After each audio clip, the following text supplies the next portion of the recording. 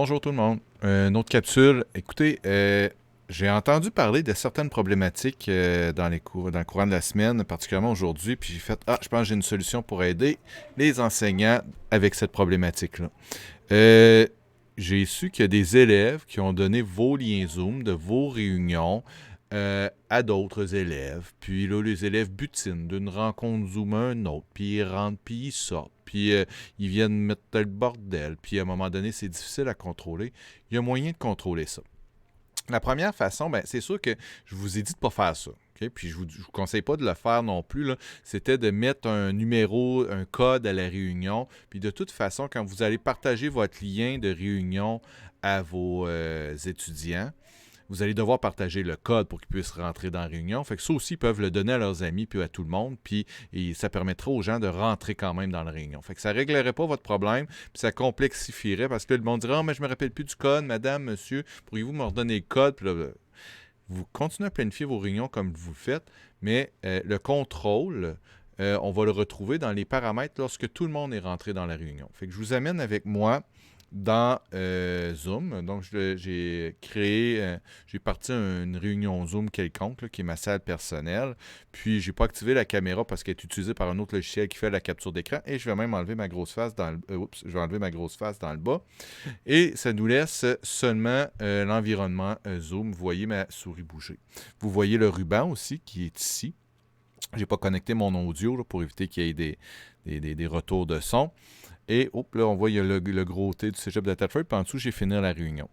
Pour réussir, lorsque tous vos étudiants sont connectés dans votre salle, puis vous dites, OK, j'ai tout mon monde en ligne, vous allez aller cliquer sur les participants. Donc, normalement, là, vous voyez, il y a juste moi, là, mais vous allez ajouter tous vos participants. Et vous allez voir tous vos participants, je m'excuse. Puis là, je vais même ici mettre mon chat pour faire monter. Et vous voyez, là, dans le bas du panneau des participants, là, donc on a les différents outils, là, muets pour tous, activer les muets, là, vu que je suis l'animateur. Donc ici, si je voulais, les gens qui sont en ligne, si j'entends des micros qui me dérangent, là, je peux tous les mettre muets d'un coup. Puis après ça, je peux toutes les activer si je veux, ou je peux aller les activer un après l'autre en cliquant sur plus. Puis là, ben là, c'est moi-même. Là. Puis dire activer son micro, je pourrais activer son micro à sa place. Mais moi, ça ne se situe pas là. Ce que je veux vous montrer, ça ne se situe pas à cet endroit-là. Ça se situe juste ici, dans le plus. Donc, vous allez cliquer sur plus. Et juste dans le bas, vous voyez, bon, j'ai coupé le micro à l'entrée. Je pourrais cocher ça. Si je suis tanné là, que les gens qui se connectent, que le micro soit activé dans ma réunion, je peux venir me connecter avant tout le monde et tous ceux qui vont rentrer après moi, leur micro va être coupé. Je pourrais venir sélectionner ça ici. Permettre aux participants de réactiver eux-mêmes leur micro. Là, il est coché. Je pourrais le décocher. Fait qu'il y a juste moi qui peux activer ou désactiver les micros de mes participants. Je ne vous conseille pas ça, ça fait une grosse gestion. Permettre aux participants de se renommer. Ça, c'est intéressant. Ils sont nommés utilisateurs 1 quand ils sont connectés. Ils peuvent aller se renommer.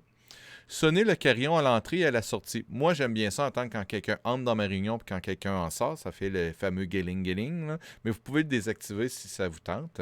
Pour la réunion, vous devez faire ça. N'oubliez pas, là, je suis connecté dans ma réunion Zoom. Et on a le fameux verrouiller la réunion. Donc, vous voyez, une fois qu'elle est verrouillée, cette réunion n'admet pas de nouveaux participants. Je fais oui. Et maintenant, si un élève, quelqu'un qui a le lien de ma réunion, mais qui voudrait venir se connecter dedans, bien, pendant que je l'ai verrouillé, que je suis dedans, c'est fini.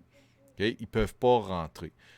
Il y a une chose qui va arriver. Si jamais vous vous rendez compte que des étudiants se déconnectent, sont déconnectés sans que vous sachiez pourquoi, ils ne vous ont pas averti, bien, dites-le à vos élèves. Là, j'ai barré. C'est la porte. C'est la fameuse porte de votre classe. J'ai barré la porte.